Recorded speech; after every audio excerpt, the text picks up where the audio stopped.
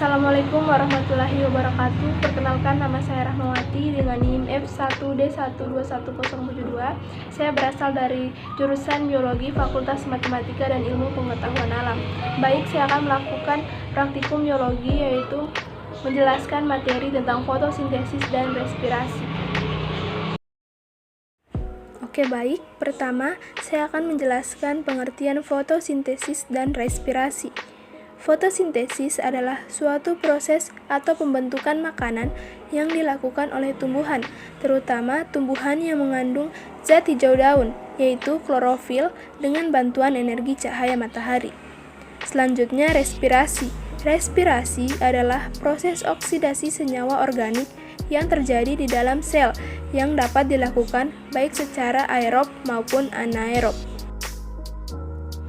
Baik, yang pertama, pengamatan fotosintesis pada kacang hijau. Pada pengamatan fotosintesis, bahan-bahan yang digunakan adalah kacang hijau, polybag, dan tanah. Pada pengamatan kacang hijau, yaitu menyiapkan media 6 polybag yang telah terisi tanah, lalu ditanam 2 biji pada setiap polybag. Pada 3 polybag, simpan di tempat yang ternaung. Sementara itu, 3 polybag lainnya simpan di tempat yang gelap. Kemudian, diamati selama sekitar 2 minggu. Disiram tiap pagi dan sore agar tidak kekeringan. Selama sekitar 2 minggu dilakukan pengamatan, kacang hijau sudah berkecambah, sudah berdaun 3 susun pada daun kacang hijau. Pada daun kacang hijau yang di tempat ternaung, daunnya dan batangnya kuat berwarna hijau segar, sedangkan pada polybag yang di tempat gelap, daunnya berukuran kecil dan berwarna kekuning-kuningan, dan batangnya agak kurus. Setelah itu, kita memindahkan 6 polybag tersebut ke tempat yang cukup terpapar sinar matahari. Kemudian, kita melakukan perlakuan pada tanaman kacang hijau tersebut, yaitu dengan melakban hitam kedua sisi daun tanaman, kemudian diamati selama 1 minggu.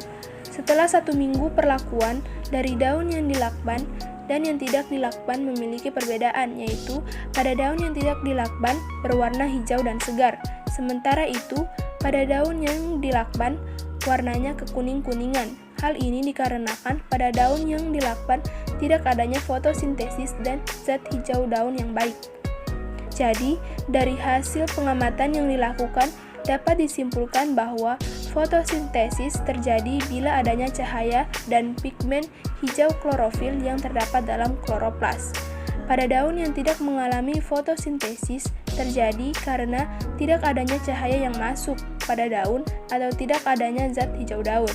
Selain itu, pada kacang hijau yang tumbuh di tempat gelap, pertumbuhannya lebih cepat karena peristiwa etiolasi dan tidak terurainya hormon auksin, sehingga akan terus memacu pertumbuhan batang kacang hijau. Sedangkan pada kacang hijau yang diletakkan di tempat ternaung atau tempat terang, pertumbuhan kacang hijau lebih lama karena hormon auksin ini akan terurai sehingga pertumbuhan terhambat. Selanjutnya, pengamatan respirasi pada kacang hijau.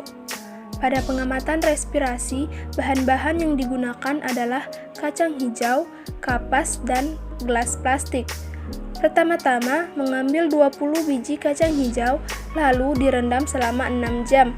Setelah itu, buang airnya dan tempatkan biji pada tisu untuk menghilangkan air pada permukaan biji. Kemudian, pilih 9 biji terbaik yang besarnya mirip, kemudian diletakkan pada media kapas dalam gelas tanam yang telah disiapkan sebelumnya. Dengan 3 biji tiap gelas.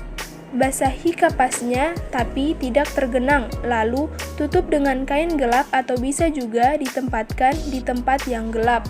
Lalu diamati selama 1 minggu. Jangan lupa untuk mencatat waktu dan menanam. Jangan lupa untuk menyiram setiap pagi dan sore hari. Pada hari pertama, kacang hijau mulai tumbuh akar dan batang. Pada hari kedua, tinggi kacang hijau mencapai 2 cm. Pada hari ketiga, tinggi kacang hijau mencapai 10 cm. Pada hari keempat, tinggi kacang hijau yaitu 16 cm dan sudah mulai ada daun kecil. Pada hari kelima, tingginya mencapai 18 cm dan daunnya sudah muncul. Pada hari ke-6, tinggi kacang hijau mencapai 23 cm dan pada hari ke-7, tinggi kacang hijau sudah mencapai 25 cm. Berdasarkan pengamatan tersebut, dapat disimpulkan bahwa tumbuhan kacang hijau tersebut bisa bertumbuh karena pada media kapas kacang hijau lebih banyak menyerap air dan dapat menjaga kelembapan yang lebih lama dan lebih baik sehingga kacang hijau yang ditanam di media kapas lebih cepat tumbuh daripada di tanah. Sehingga kacang hijau tersebut bisa tumbuh tanpa tanah dan nutrisi. Oke, baik, itu saja yang dapat saya sampaikan. Wabillahi taufiq wal hidayah. Wassalamualaikum warahmatullahi wabarakatuh.